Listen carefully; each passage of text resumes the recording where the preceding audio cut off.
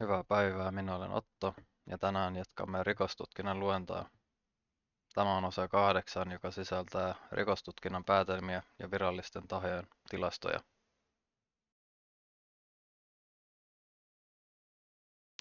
Jatketaan mistä viimeiseksi jäätiin, niin 800% nousu ilmoitetuissa raiskausten määrissä. Ottaen huomioon noin 15% väestönkasvun kyseisenä aikana. Sivu 115. Jyrkässä ristiriidassa tämän kanssa Puolassa, jossa maahanmuutto pysyi suhteellisen alhaisena saman ajanjakson ilmoitettujen raiskausten määrä on laskenut. Puolan kansallisen poliisin tietojen mukaan vuonna 2000 rekisteröitiin 2399 raiskausrikosta, mikä on laskenut 1127 vuoteen 2023 mennessä yli puolet laskenut. Noin 38 miljoonan asukkaan vakaan väestön myötä tämä tarkoittaa viime vuosina noin 3 raiskausta 100 000 asukasta kohden, kun Yhdistyneessä kuningaskunnassa vastaava luku on yli 100 raiskausta 100 000 asukasta kohden.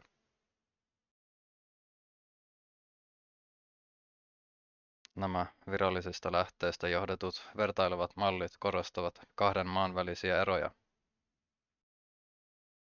Viitteisiin kuuluu ONS:n seksuaalista syrjintää koskeva tiedote.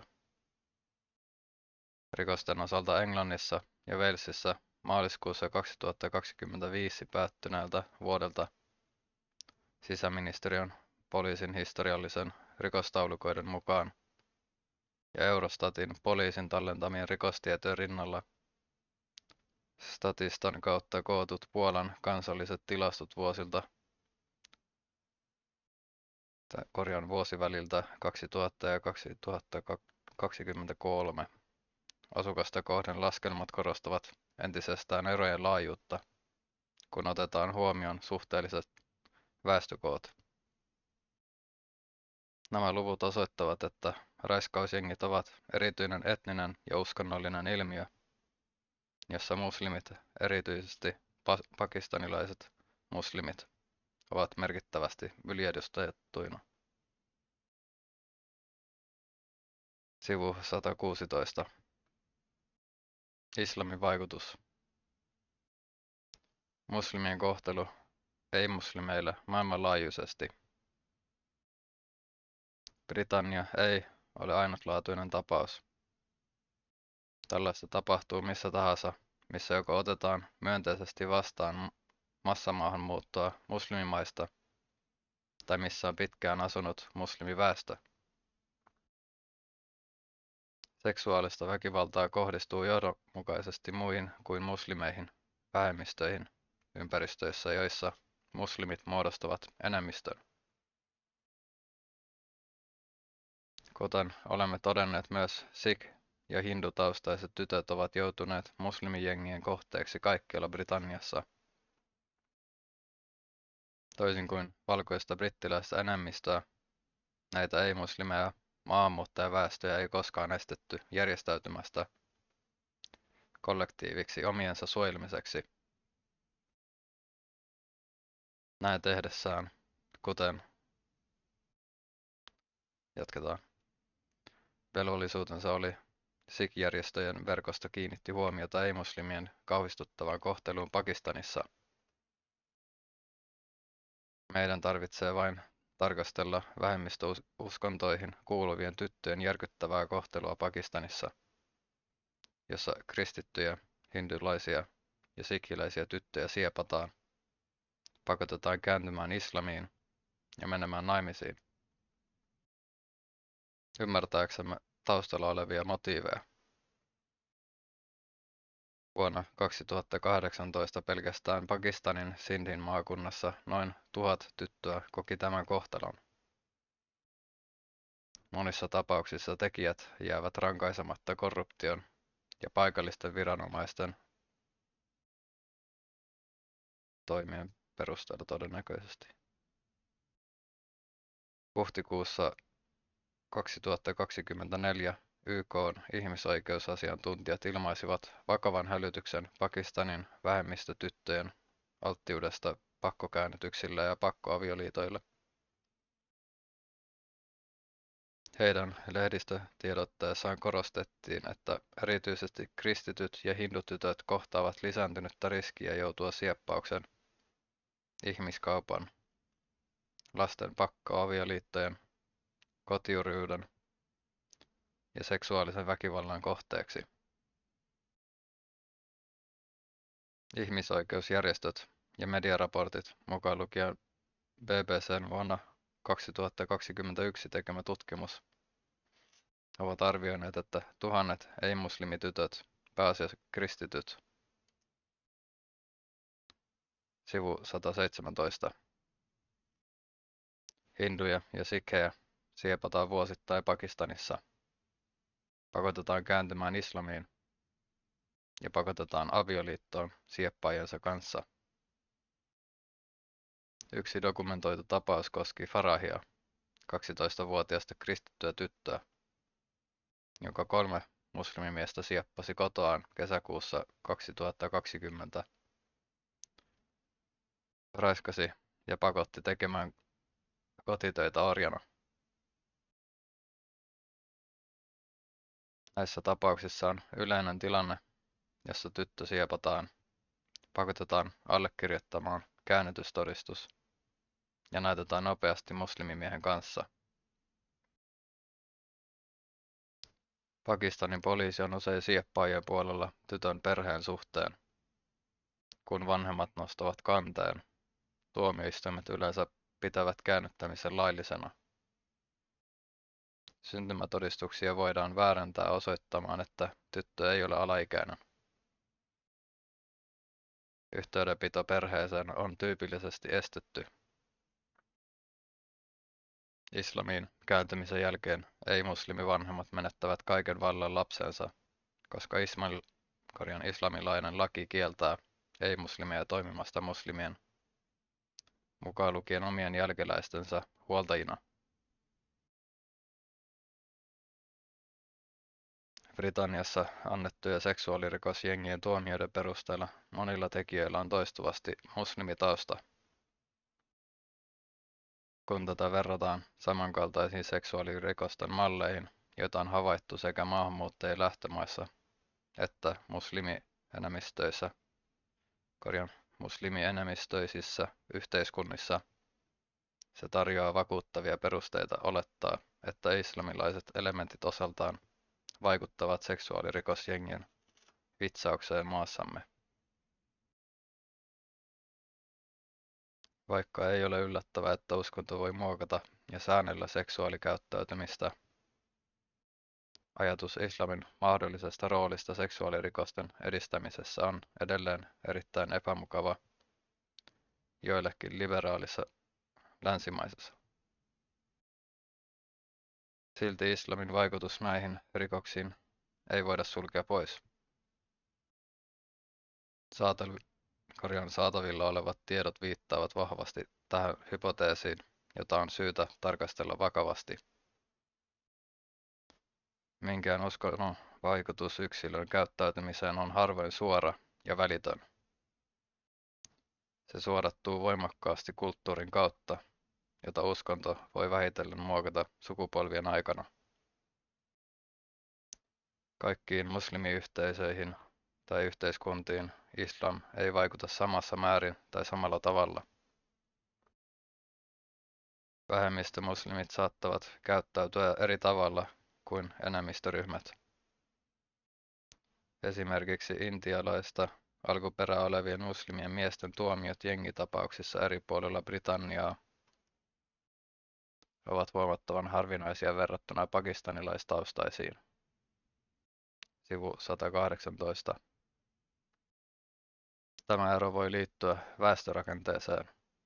Muslimit muodostavat vain noin 14% Intian väestöstä hindujen osuus on noin 80%, mikä asettaa heidät vähemmistöasemaan, jossa sosiaaliset ja oikeudelliset rajoitukset poikkeavat huomattavasti Pakistanista, jossa muslimit ovat ylivoimaisesti hallitsevassa asemassa ja muut kuin muslimit muodostavat pienen, usein marginalisoituneen vähemmistön. Tällaisessa ympäristössä muiden kuin muslimien naapureiden hyväksikäyttö helpottuu huomattavasti. Ainakin 8 islamin teologista näkökohtaa saattaa vaikuttaa kulttuurisiin malleihin, jotka mahdollistavat tai normalisoivat ei-muslimityttöjen seksuaalisen hyväksikäytön. Näitä ovat 1. Muslimien ylemmyyden oppi. 2. Uskollisuuden ja irtisanoutumisen periaate. 3. Miehen hallitsevuus naisiin nähden. 4. Pakotettu eristäytyminen ja naisten huntuttaminen. 5. Pakkoavioliitto yhdistettynä kiinteän suostumuksen vähimmäisiän puuttumiseen. 6. Naisten seksuaalisuuden pitäminen luonnostaan vaarallisena tai fitnana. 7. Historiallinen sharia-orjuusinstituutio. Ja 8. Dhimmitude-järjestelmä. Nämä kaikki juontavat juurensa klassisesta islamilaisesta teologiasta aina islamilaiseen oikeuskäytäntöön asti, mutta jopa sharia-lain alaisuudessa toimivissa maissa mukautukset ovat yleisiä, kuten avioliiton solmimisen vähimmäisiän asettaminen tai miesten yksipuolisen avioeron rajoittaminen, jotta naisiin kohdistuvia ankarampia vaikutuksia voidaan lieventää.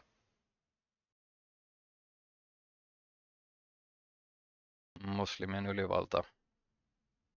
Islamin mukaan ne, jotka ovat vanhurskaita ja todella pelkäävät Jumalaa, eli muslimit, ovat luonnostaan ylempiä kuin ne, jotka hylkäävät Jumalan käskyt, eli ei-muslimit.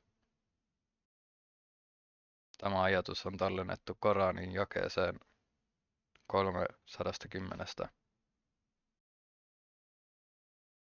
Te, muslimit, olette paras kansa, joka on kasvatettu ihmiskunnalle.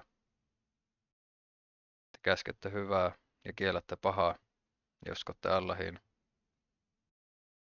Jospa kirjan kansa, eli kristityt ja juutalaiset, uskoisivat, se olisi heille parempi. Jotkut heistä ovat uskovia, mutta useimmat ovat vääristyneitä. Tämä jae asettaa muslimit parhaimmaksi yhteisöksi, jolle Jumala on uskonut velvollisuuden käskeä hyvään ja kieltää pahaa. Tämä vastuu voidaan ymmärtää siten, että se vakuuttaa muslimit korjaamaan, pakottamaan tai tarvittaessa rankaisemaan ei-muslimeja.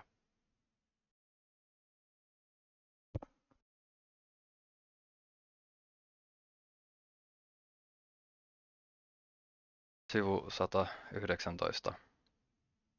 Mahdollisesti pakottamalla tai voimakeinoin. Muut Koranin kohdat vahvistavat islamin lopullisen ylivallan kaikkiin uskontoihin nähden, kuten suurassa 48:28. Hän, Allah, lähetti sanansaattajansa johdatuksen ja totuudenuskonnon islamin kanssa, jotta se voittaisi kaikki uskonnot. Ei-muslimeja, jotka kieltäytyvät islamista, kuvaillaan ankarasti, kuten suurassa 8:55. Totisesti pahimmat eläimet Allahin silmässä ovat islamin hylkijät. He eivät usko. Muslimien ylemmyyden käsite liittyy läheisesti ei-muslimien halventaviin näkemyksiin. Esimerkiksi suura 9:28 leimaa seuralaiset. Halventava termi, joka kattaa kristityt, juutalaiset ja muut ei-muslimit epäpuhtaiksi. Nämä opetukset voivat tarjota uskonnollisen oikeutuksen, joka vahvistaa hyväksikäyttäjän vakaumusta omasta ylemmyydestään ja helpottaa ei-muslimien uhrien epäinhimillistämistä. Heinäkuussa 2020 antamassaan podcast-haastattelussa Rotherhamin uhri tohtori Ella Hill kuvaili loukkaavaa kieltä ja tekoja, jotka ilmensivät tätä ylemmyyden tunnetta. Hän kertoi tulleensa pakotetuksi kumartumaan ja suutelemaan tekijänsä jalkoja tahallisena tekona, korostaakseen alempiarvoisuuttaan. Hän puhui myös toisesta Rotherhamin uhrista, joka kymmenien miesten joukkoraiskausten aikana pakotettiin nuolemaan heidän jalkansa puhtaiksi, koska he uskoivat olevansa moraalisesti häntä ylempiarvoisia. Hill totesi, se on muslimien ylemmyyden tuntoinen juttu. He uskovat, että heillä on maksimaalinen moraalinen valta käskeä alaisia nuolemaan jalkojaan. Hän huomautti lisäksi, että hänen raiskaajansa pitivät ei-muslimeja tapoja luonnostaan epäpuhtaina. Jos syöt sianlihaa, olet epäpuhdas, olet likainen. Jos käytät veistä ja haarukkaa, olet likainen, jos et syö ruokaasi käsilläsi. Sivu 120. Me ja he ajattelutapa. Islamilainen periaate, joka tunnetaan nimellä al-wali wa al-bari, uskollisuus ja irtisanoutuminen, käskee muslimeja kohdistamaan rakkautensa ja kuuliaisuutensa siihen, mikä miellyttää Jumalaa, samalla kun he vihaavat, välttävät ja etääntyvät siitä, mikä ei miellytä häntä. Pohjimmiltaan se kehottaa rakastamaan ja tukemaan uskovia ja torjumaan ei-uskovat. Tämä opetus perustuu useisiin Koranin jakeisiin mukaan lukien. Älköön uskovat pitääkö epäuskoisia liittolaisinaan uskovien sijaan. Kenelläkään niin tekee, ei ole mitään Jumalalta, ellette ole varovaisia. Suura 3:28. Te uskovaiset, älkää ottako juutalaisia ja kristittyjä liittolaisiksenne. He ovat toistensa liittolaisia. Se, joka teistä ottaa heidät liittolaiseksi, on jo yksi heistä. Totisesti Jumala ei johdata pahantekijöitä, eli ei muslimeja. Silti näet ne, joiden sydämessä on sairaus. He kääntyvät nopeasti niiden puoleen. Ne, jotka ottavat Jumalan liittolaiseksi ja hänen lähettilänsä Muhammedin, ja ne, jotka uskovat, muslimit, totisesti Jumalan puolueeseen kuuluvat, ja he ovat voittajia.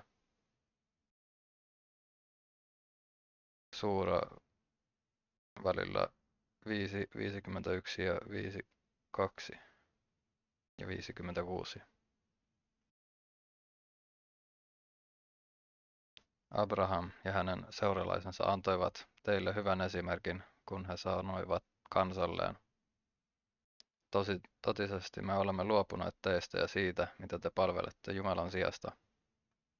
Me hylkäämme teidät, ja meidän ja teidän välillenne on syntynyt vihamielisyys ja ikuinen vihamielisyys, kunnes uskotte yksin Jumalaan. Suura 64. Nämä kohdat korostavat, että muslimien tulisi ylläpitää vahvoja siteitä muslimiyhteisössä, mutta samalla pitää ei-muslimit etäällä ja hautoa vihamielisyyttä heitä kohtaan. Korani varoittaa, että Jumala suhtautuu ei-muslimeihin halveksivasti ja että muslimit, jotka ystävystyvät, liittoutuvat tai ovat läheisessä yhteydessä heidän kanssaan, ovat vaarassa joutua Jumalan silmissä epäuskoisiksi. Vaikka jotkut muslimit vähättelevät tätä oppia, herätysliikkeet, jotka ovat saavuttaneet kannatusta, huomattavaa vaikutusvaltaa länsimaissa. Sivu 121. Ovat aktiivisesti edistäneet sitä esittäen uskollisuuden ja irtisanoutumisen ehdottoman noudattamisen elintärkeänä muslimiyhteisön menestykselle jumalallisen tehtävänsä toteuttamisessa. Teologisen roolinsa lisäksi al-Bari on syvällisesti muokannut tiettyjä islamilaisia kulttuureja. Tällaisissa ympäristöissä monet muslimit tuntevat voimakasta painetta olla sanomatta tai tekemättä mitään, mikä voisi vahingoittaa muslimiyhteisön imagoa tai saattaa islamin maineen huonoon valoon. Näiden arvojen vahvistamassa kunniaan ja häpeään perustuvassa viitekehyksessä ulkopuolisille puhuminen muiden muslimien tekemistä väärintöistä nähdään usein petoksena.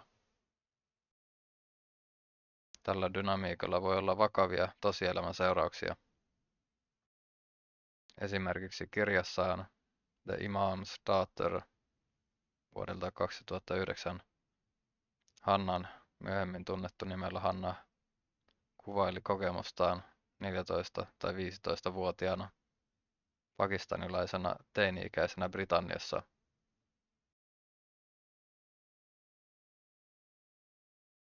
Kerrottuaan naispuoliselle opettajalle, että hänen imami-isänsä pahoinpiteli häntä, opettaja ilmoitti asiasta apulaisrehtorille, joka järjesti miespuolisen pakistanilaisen muslimisosiaalityöntekijän tapaamisen hänen kanssaan koulussa.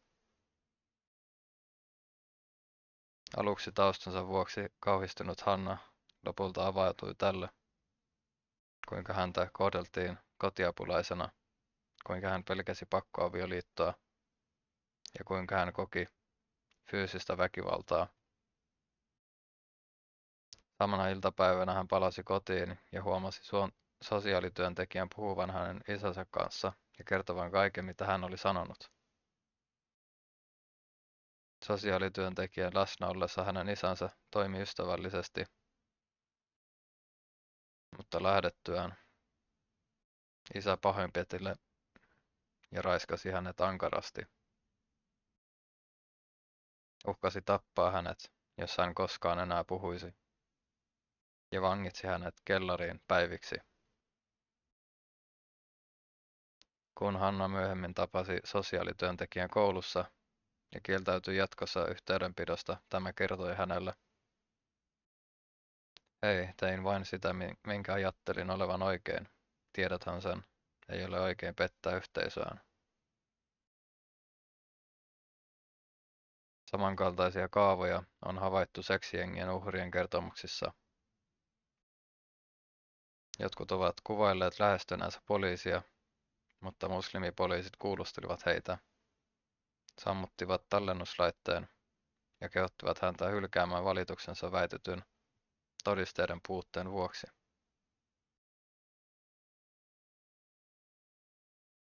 Sivu 122. Syvälle juurtunut pakotetun lojaalisuuden ja yhteisön suojelun kulttuuri voi estää yksilöitä ilmoittamasta väärinkäytöksistä tai esittämästä todisteita oman ryhmänsä jäseniä vastaan. Jos Hannan tapauksessa sosiaalityöntekijä olisi ilmoittanut hänen paljastuksistaan poliisille, mikä olisi johtanut isän rikossyytteisiin, hän olisi altistanut itsensä ja sitä kautta myös hänen lähipiirinsä vakavalle vaaralle tulla leimatuksi pettureiksi yhteisön sisällä.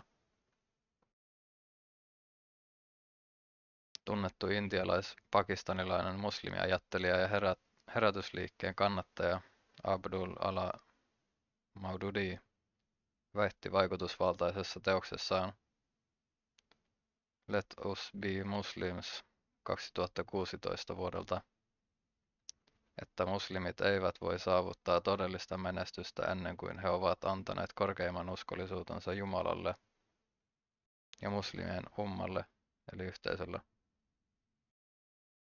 Uskollisuuden ja irtisanoutumisen oppi painostaa erityisen voimakkaasti muslimeja ja vähemmistönä ei-muslimeissa isäntäyhteiskunnissa. Tällaisissa tilanteissa pyrkiessään säilyttämään ja vahvistamaan vahvaa kollektiivista identiteettiä muslimit saattavat painottaa sisäistä solidaarisuutta ja eristäytymistä ei-uskovista jopa enemmän kuin lähtömaissaan.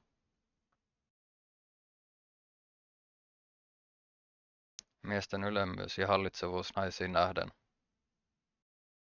Islamin mukaan miehillä on naisten johtajien ja ylläpitäjien asema, kuten suurassa 4.34 todetaan, että jos rooliin kuuluu naisten pysyminen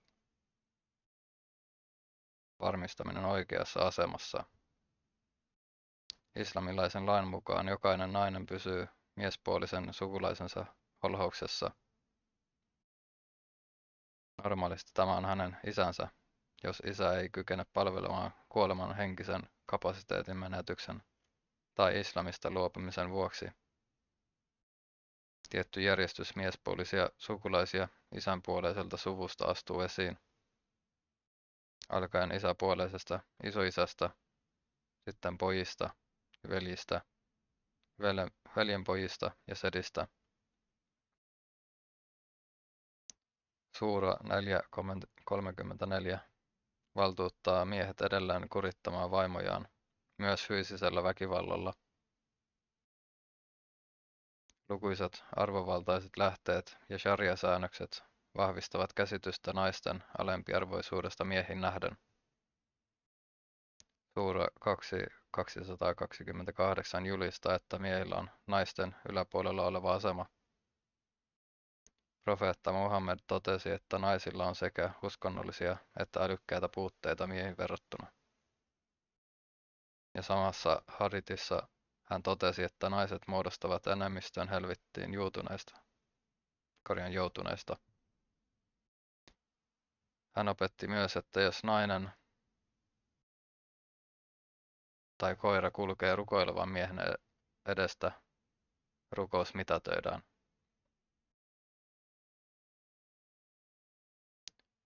Sivu 123. Tämä on syy siihen, miksi moskeijat asettavat miehet selkä naisiin päin rukouksen aikana. Sharia velvoittaa vaimon harrastamaan seksiä miehensä kanssa aina, kun tämä sitä haluaa. Jos vaimo kieltäytyy, Muhammed sanoi enkelien kiroavan häntä aamuun asti. Sharia-lain mukainen avioero suosii voimakkaasti miehiä. Aviomies voi yksipuolisesti erota vaimostaan ilmoittamalla syytä yksinkertaisesti lausumalla minä eroan sinusta 3 kertaa. Vaimon kannalta avioeron saaminen on paljon vaikeampaa ja siihen liittyy tyypillisesti virallinen oikeudellinen prosessi ja usein taloudellisia kustannuksia. Avioeron jälkeen äiti voi säilyttää pienten lasten fyysisen huoltajuuden tiettyyn ikään asti, mutta isä säilyttää laillisen huoltajuuden. Lisäksi, jos äiti menee uudelleen naimisiin, hän menettää oikeuden siihen, että edellisestä avioliitosta syntyneet lapset asuivat hänen luonaan.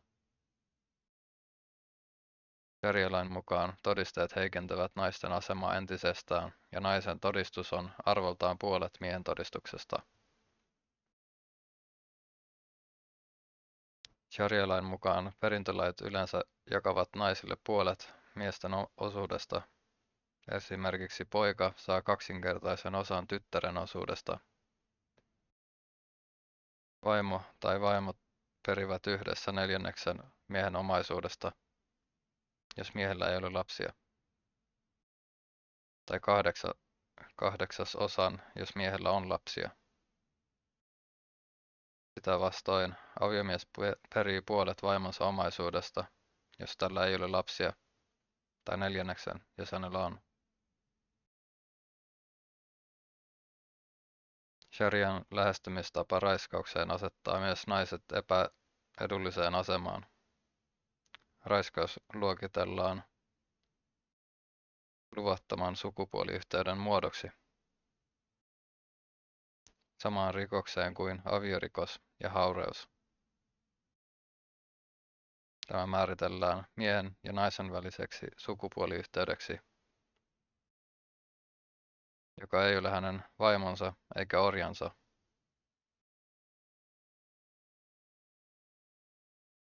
Raiskauksesta ei ole olemassa erillistä rikosta, sitä pidetään pakotettuna luvattomana sukupuoliyhteytenä, eikä avioliitossa tapahtuvaa raiskausta tunnusteta. Raiskaajan rangaistus vastaa yhteisymmärryksessä tapahtuvasta avioliiton ulkopuolisesta seksistä määrättävää rangaistusta. 100 ruoskaniskua naimattomalle henkilölle tai kivittäminen kuoliaaksi naimisissa olevalle henkilölle.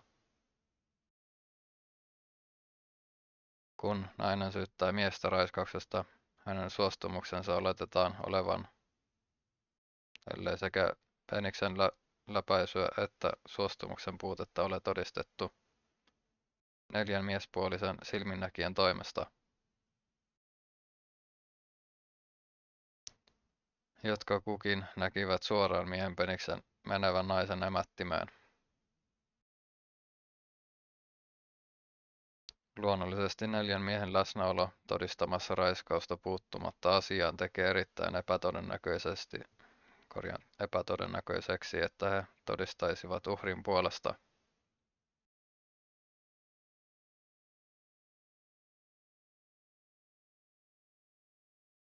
Jos nainen väittää raiskauksen, mutta ei pysty esittämään vaadittuja 4 miespuolista todistajaa, hänet voidaan tuomita luvattomasta sukupuoliyhteydestä oman syytöksensä perusteella. Vuonna 2003 Pakistanin kansallinen naisten asemaa käsittelevä komissio raportoi sivu 124. Raportoi, että jopa 88% Pakistanissa vangituista naisista oli raiskauksen tai joukkoraiskauksen uhreja, jotka eivät kyenneet täyttämään 4 todistajan vaatimusta, jotka sen sijaan tuomittiin laittomasta seksistä. Yhdessä nämä sharia-säännökset, jotka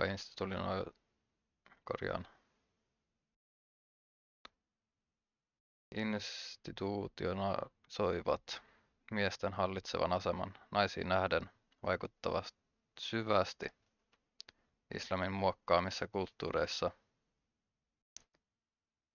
Pojasta voidaan kasvattaa miehiä, jotka ottavat oikeutetun vallan elämänsä naisiin ja ovat varmoja synnynnäisestä ylemmyydestään. Naisten eristäytyminen. Islamilainen laki sisältää useita määräyksiä, jotka edellyttävät naisten peittämistä ja eristämistä.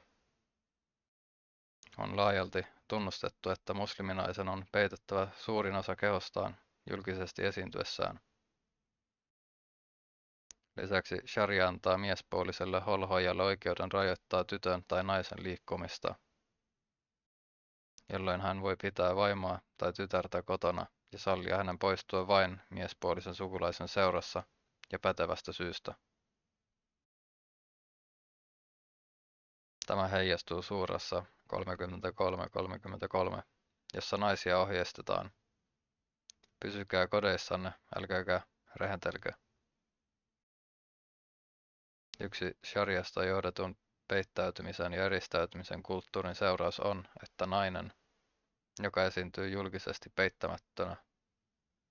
peittämättömänä tai pysyy kodin suojatun tilan ulkopuolella, voidaan kulttuurisesti pitää vartioimattomana ja siten seksuaalisesti saatavilla olevana tai irstailevana. Tämä ajatus, että peitämätön nainen houkuttelee ahdistelua, esitetään Koranin suurassa 33:59. jossa Muhammedia neuvotaan vaimojensa ja tyttäriensä peittämään itsensä, jotta heitä ei käytetä kaltoin. Tietyt islamilaiset saarnaajat ovat nimenomaisesti kannattaneet tätä näkemystä. Sen jälkeen, kun libanonilaistaustaisia muslimimiehiä tuomittiin raiskauksista Sydneyssä, Australiassa, paljon huomiota herättäneissä tapauksissa maan suurmufti sheikki Tai Aldin al-Hilali syytti kiistanalaisesti uhreja siitä, etteivät he olleet suojassa eivätkä pysyneet kodeissaan.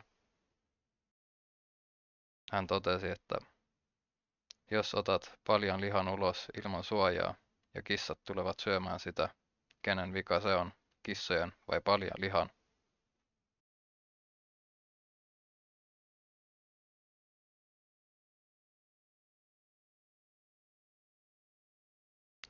Sivu 125. Paljas liha on ongelma. Jos hän olisi ollut huoneessaan, kotonaan, hiabissaan, mitään ongelmaa ei olisi ilmennyt.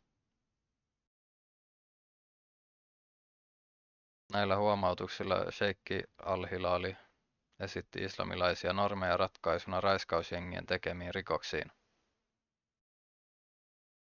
Tämän näkökulman mukaan, jos yksilöt omaksuisivat islamin ja noudattaisivat sen sääntöjä, naiset ja tytöt olisivat suojeltuja tällaisilta väärinkäytöksiltä, koska heidät pidettäisiin eristyksissä,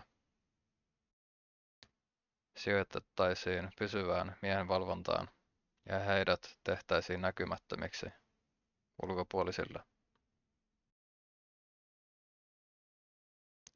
Pakkoavioliitto ja suostumusikä.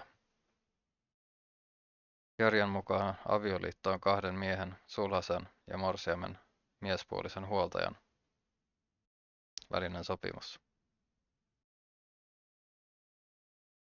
Rakenne muistuttaa läheisesti kauppasopimusta. Sulhanen maksaa morsiamelle sovitun summan, joka tunnetaan nimellä mahor, ja vastineeksi morsian tulee seksuaalisesti hänen saatavilleen. Islamilainen oikeuskäytäntö ei aseta alaikärajaa tytölle tai naiselle. Uskonnolliset viranomaiset sallivat isän järjestää tyttärelleen avioliiton, vaikka tämä olisi vielä vauva. Profeetta Muhammed itse meni naimisiin Aishan kanssa, kun tämä oli 6-vuotias. Sopimus tehtiin Muhammedin ja hänen isänsä välillä, ja avioliitto vihittiin Aishan kanssa, kun tämä oli 9-vuotias. Korani itse käsittelee eronneen tytön uudelleen avioitumista, kun kuukautiset eivät olleet vielä alkaneet. Suurassa sivulla 65.4. Sharia tekee eron erityyppisten holhoijien välillä. Morsiamen isää tai isänpuoleista isoisää kutsutaan valymyrpiriksi, pakkovalta holhojaksi, koska tietyt islamilaisen lain koulukunnat sallivat hänen pakottaa neitsyttyttären tai tyttären avioliittoon ilman tämän suostumusta. Ajatus siitä, että tytön on saavutettava tietty ikä ennen kuin hän voi suostua seksuaaliseen toimintaan, on islamille vieras. Islamilaisessa opetuksessa ainoa laillinen tapa naiselle suostua seksiin on avioliiton kautta, eikä edes tätä suostumusta aina vaadita. Merkittävää on, että arabian kielinen termi nikyy tarkoittaa sekä avioliittoa että sukupuoliyhteyttä. Sharia itse asiassa yhdistää nämä kaksi käsitettä. Naimaton nainen on kielletty harrastamasta seksiä. Sivu 126. kun taas naimisissa olevalla naisella ei ole sharian nojalla oikeutta kieltäytyä sukupuoliyhteydestä miehensä kanssa. Hadithit toteavat edelleen, että neitsyön hiljaisuus merkitsee suostumusta avioliittoon. Tämä avioliittosuostumuksen ja seksiin suostumuksen yhdistäminen valaisee tohtori Hillin kertomusta, jonka mukaan hänen raiskaajansa tulkitsivat uhriensa hiljaisuuden suostumukseksi raiskaukseen, vedoten samoihin haditheihin. Islamilaiset oppineet ovat eri mieltä siitä, kuinka fyysinen tai emotionaalinen kypsyyden avioliitossa tapahtuvaan yhdyntään tarvitaan. Jotkut ovat sitä mieltä, että murrosiän alkamisen toimii kynnyksenä valmiudelle, vaikka Muhammed avioitui 9-vuotiaan Aishan kanssa ennen kuin tämä saavutti murrosiän. Ja toiset sallivat taihingin, avioliiton ulkopuolisen seksin vaimon kanssa, jolla on kuukautiset tai jota pidetään liian nuorena emättimän penetraatioon. Myös tätä käytäntöä tohtori Hill kuvaili. Nämä havainnot viittaavat siihen, että muslimilaiset houkutusjengit saattavat osoittaa uskonnollista tai kulttuurista välinpitämättä nykyaikaista aikuiskäsitystä kohtaan. Haastattelussa Andrew Norfolk, yksi ensimmäisistä toimittajista, jotka paljastivat Britannian raiskausjengiskandaalin, totesi, että vaikka islam kieltää avioliiton ulkopuolisen seksin, kaikki 4 islamilaisen oikeustieteen koulukuntaa opettavat, että tyttö voidaan mennä naimisiin murrosiän saavutettua, mikä on keskimäärin Britanniassa 11. Kun muslimiveljeskunnan hallitus nousi valtaan Egyptissä, yksi heidän uusista laistaan oli alentaa sukupuoliyhteyteen liittyvä ikäraja 18 vuodesta 13 vuoteen. Ja jotkut salafistit ja muslimiveljeskunnan oppineet ilmaisivat pettymyksensä siitä, ettei se ollutkaan 9. Islamilainen valtio asetti avioliiton sallitun ikärajan 9 vuodeksi. 9 vuoden ikään. En usko, että joissakin tapauksissa 12-vuotiaan tytön kanssa seksiin osallistuminen tuo mukanaan samanlaista vääryyden ja häpään tunnetta.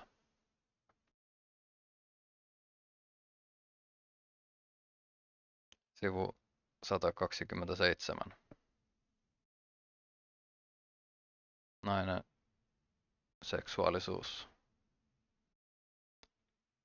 Islamilaiset kanoniset lähteet kuvaavat naisia omaaviksi seksuaalisia haluja, jotka ovat vähintään yhtä voimakkaita, ellei jopa voimakkaampia kuin miesten, ja pitävät näitä haluja mahdollisesti haitallisina miehillä. Profeetta Muhammed totesi, minun jälkeeni en ole jättänyt miehille ankarampaa koettelemusta kuin naisille. Tässä käytetty arabiankielinen termi fitna tarkoittaa ankaraa koettelemusta, johon voi liittyä viettelyä tai kiusausta, joka johtaa ihmiset harhaan uskosta, ja sillä on myös kaaoksen konnotaatioita, jotka häiritsevät sosiaalista harmoniaa. Muhammed ehdotti edelleen, että miehet ovat alttiita seksuaaliselle kiusaukselle, selittäen, että Allah on ennalta määrännyt osan laitonta seksuaaliyhdyntää jokaiselle miehelle. Allah on kirjoittanut Aadamin pojalle hänen väistämättömän osuutensa sinuista, olipa hän siitä tietoinen tai ei. Yksi käytännön ilmentymä naisten seksuaalisuuteen liittyvästä ahdistuksesta on naisten sukuelinten silppominen, jota useat islamilaisen lain koulukunnat joko vaativat tai suosittelevat voimakkaasti keinona hillitä naisten liiallista seksuaalista halua. Toinen heijastuma naisten seksuaalisuuden aiheuttamasta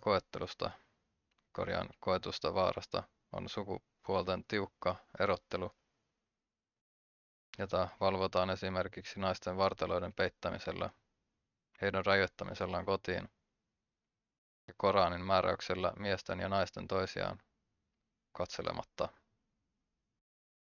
Olla katsomatta toisiaan. Kerro uskoville miehille, että heidän tulisi laskea katseensa ja varjella sukupuolielimiään. Se on heille puhtaampaa, totesi. Allah tietää, mitä he tekevät. Ja sanoi uskovaisille naisille, että heidän tulisi laskea katseensa ja varjella sukupuolielimiään, eivätkä näyttää viehätysvoimaansa. Suura 24, 30 ja 31. Tohtori Hill kuvaili, kuinka tätä sääntöä noudatettiin käytännössä. Minua käskettiin katsomaan lattiaa, kun olin muslimimiesten lähellä. Hänelle kerrottiin, että jos nainen katsoo miestä, se tarkoittaa, että hän haluaa harrastaa seksiä hänen kanssaan. Vaikka naisten seksuaalisuutta pidetään fitnan lähteenä, sharia antaa rationaalisemmaksi ja itsehillintään paremmin kykeneviksi katsotuille miehille Jumalan antaman vastuun valvoa ja säännellä naisia. Tästä näkökulmasta katsottuna nainen, joka ei noudata sharian normeja, sivu 128, esimerkiksi esiintymällä julkisesti paljaana ilman saattajaa, on uhka yhteiskunnalliselle järjestykselle. Tällaisessa viitekehyksessä vastuu seksuaalisesta väkivallasta, jota hän koki, katsotaan usein hänen omaksi käytöksekseen, varsinkin kun tähän yhdistetään käsitys ei-muslimien luontaisesta epäpuhtaudesta. Tämä näkemys johtaa siihen, että ei-musliminaisia, jotka näyttävät paljailta ja liikkuvat vapaasti ilman miehen valvontaa, leimataan lutkiksi, jotka haluavat houkutella miehiä. Tässä kulttuurikontekstissa muslimimiestä, joka harrastaa seksiä tällaisen naisen kanssa, ei voida syyttää. Vika on kokonaan naisessa. Islamilaiset opetukset naisten seksuaalisuuden vaarallisesta luonteesta ja ei-muslimien moraalisesta alempiarvoisuudesta voivat vahvistaa ja oikeuttaa tämän mallin, jossa vastuu on uhrilla.